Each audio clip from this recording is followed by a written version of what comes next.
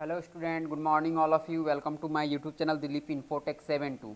जैसे कि आज हम लोग पढ़ने वाले हैं प्रोजेक्ट यानी चैप्टर नंबर 16 का प्रोजेक्ट। ठीक है, तो चलिए हम लोग प्रोजेक्ट में देखते हैं लोग कि हम लोग को प्रोजेक्ट में पढ़ना क्या है। सबसे पहले जिसका प्रोजेक्ट का नाम रखा गया है हम लोगों का profit and loss statement ABC group of company. ठीक है, यानी जिस एक कंपनी है, एक कंपनी का नाम हम लोग का क्या रखे हैं, एबीसी ग्रुप। ठीक है, उस कंपनी का हमको profit and loss statement count करना है। ठीक है, ये बहुत ही अच्छा चैप्टर है जिसमें हम लोग का profit and loss statement count करने के लिए मिलेगा, जिसका क्वेश्चन हम लोग का राइट साइड में दिखाया गया है, लिखा गया है। ये क्वेश्चन देखिएगा और उसके बगल में इसको आपको हल करके यानी आंसर निकाल के इसका दिखाया जाएगा। ठीक है, सबसे पहला क्वेश्चन हम लोग का दे रहा है calculate cost of purchase as 35% of sale. ठीक है, यानी ये बोल रहा है कि हम कोई भी प्रोडक्ट को सेल कर किए हैं, तो वो सेल किए हैं तो कितना में किए हैं, तो यहाँ लिखा गया है कि 1 लाख में हम उसको सेल किए हैं। ठीक है, और अब हमको निकालना क्या है, तो कॉस्ट ऑफ परचेज निकालना है। कॉस्ट ऑफ परचेज का मतलब होता है खरीदारी रेट, यानी आप इसको खरीदे कितना में है। ठीक है,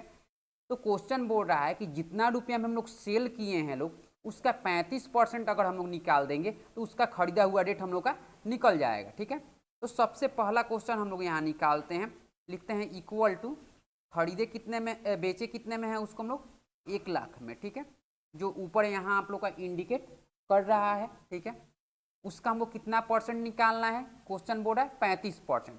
तो मल्टीप्लाई यानी गुना 35/100 दीजिएगा और इंटर करिएगा, यानी इसका खरीदारी रेट हम लोग का कितना निकल गया है, 35,000 रुपया। ठीक है, यानी इसको खरीदे कितना में है हम लोग, 35,000 में। उसके बाद यहाँ दे रहा है हम लोग का second number question calculate gross profit as gross profit equal to sales minus cost of purchase. यानी जितना रुपया में हम क्या किए हैं, खरीदे हैं, और जितना रुपया में हम उसको बेचे हैं। ठीक है, तो हम लोग खरीदे कितना में है, 35,000 में, और बेचे कितना में है, तो 1 लाख में। ठीक है, अब हमको इसमें से प्रॉफिट कितना रुपया हुआ, प्रॉफिट का मतलब फायदा। ठीक है, तो यहाँ दिखाया गया कि हमको ग्रॉस प्रॉफिट निकालना है। ठीक है, ग्रॉस प्रॉफिट में एक्स्ट्रा एक्सपेंस हम लोग का नहीं रहता है। ठीक है, तो इसको करने के लिए आप क्या करिएगा, यहाँ लिखिएगा इक्वल टू 1 लाख। ठीक है, माइनस खरीदा हुआ रेट कितना का है, 35,000, इंटर कर लीजिएगा तो हम लोग का ग्रॉस प्रॉफिट कितना का आया, 65,000 रुपया, यानी हम लोग का फायदा कितना रुपया का हुआ, 65,000 रुपया का।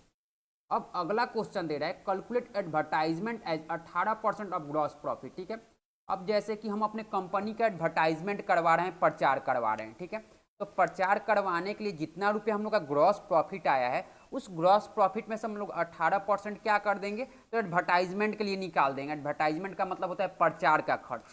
ठीक है, जैसे टीवी वगैरह आप लोग देखते हैं लोग कि एडवर्टाइज वगैरह आता है, प्रचार आता है, वो कहाँ से, उसके लिए कुछ कॉस्ट देना पड़ता है तब ना लोग प्रचार करता है।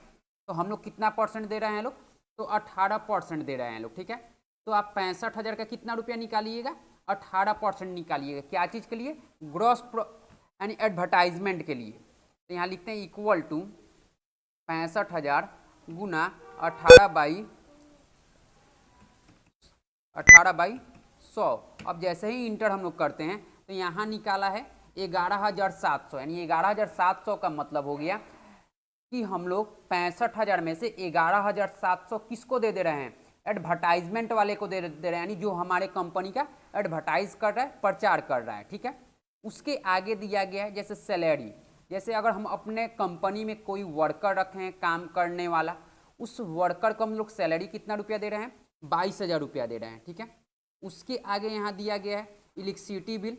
इलेक्ट्रिसिटी बिल का मतलब होता है जैसे हम लोग को बिजली का खर्च आ रहा है, हम लोग को कंपनी चलाने, तो बिजली का बिल हम लोग कितना दे रहे हैं, तो 2,000 रुपया दे रहे हैं।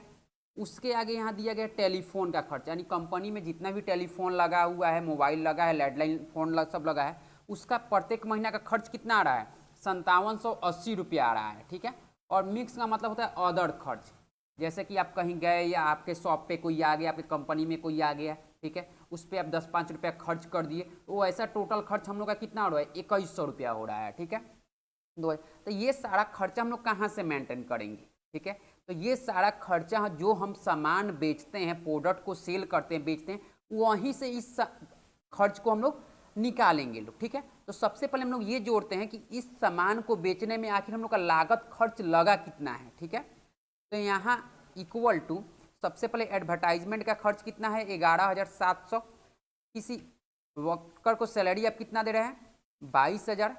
उसके बाद बिजली का खर्च कितना आ रहा है, 2,000।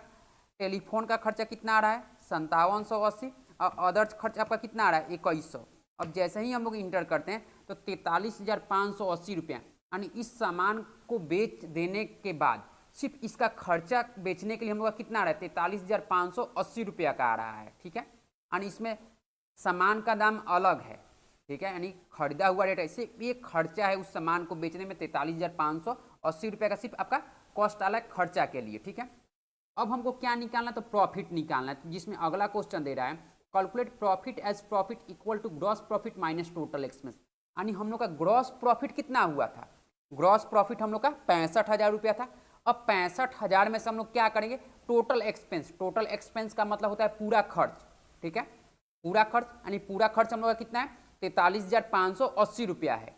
और हम लोग का ग्रॉस प्रॉफिट कितना है, तो 65,000 रुपया है। तो यहाँ आप क्या करिएगा, 65,000 रुपया में से आप कितना करिएगा, टोटल एक्सपेंस 43,580 रुपये का जो आप माइनस करिएगा तो आपका प्रॉफिट कितना रुपया बचा, 21,420 रुपया बचा। ठीक है, अब मान के चलिए 21,420 रुपया आपका प्रॉफिट बच गया। तो उसके बाद आपके पास कौन आता है, तो इनकम टैक्स वाला आता है। जो क्वेश्चन बोर्ड है calculate income tax as 35% of profit. अब इनकम टैक्स वाला आपसे बोलता है कि जितना रुपया आपको प्रॉफिट हुआ है उसमें से आप हमको 35% इनकम टैक्स के रूप में आप हमको दे दीजिए। ठीक है, तो इनकम टैक्स के रूप में हम कितना परसेंट देंगे, तो 35% यानी 35% देंगे। तो क्या चीज़ का हम देंगे, तो प्रॉफिट का। तो प्रॉफिट हम लोग का आया कितना है, तो 21,420 रुपया आया है। ठीक है, तो 21,420 का हम लोग कितना परसेंट निकालेंगे, 35%। तो 21,420 गुना 35/100। अब जैसे ही आप इंटर करेंगे तो आपका कितना निकला, 7497, 7,497 रुपये आप किसको दिए हैं, इनकम टैक्स वाले को दिए हैं।